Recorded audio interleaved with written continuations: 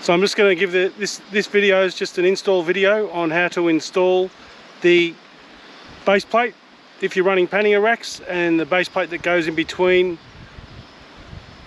the two panniers. Okay, so it comes like that. Well, not with these on, I've put these on already, but you get 4 of these attached to the bag when it comes, and they hoop through themselves. So these are pulled right down because I don't have much in my back bag, my camping bag at the moment. So you just feed them through themselves, pull it through.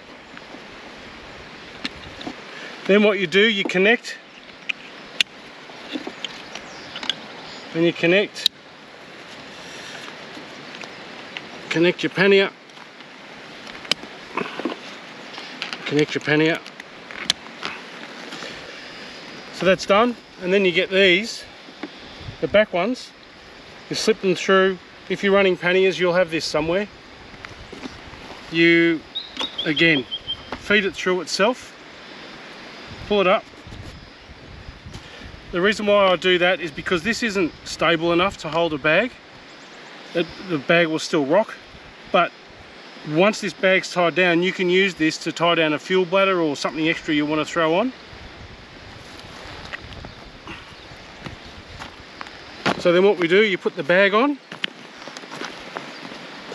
and you connect it. 1, 2. Like I said, I don't have much in here, so the bag's pulling right down.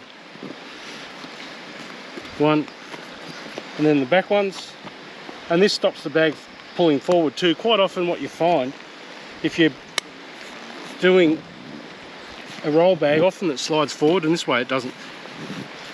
So there you go. We can just put that strap wherever you want, just because it's quite empty, the bag.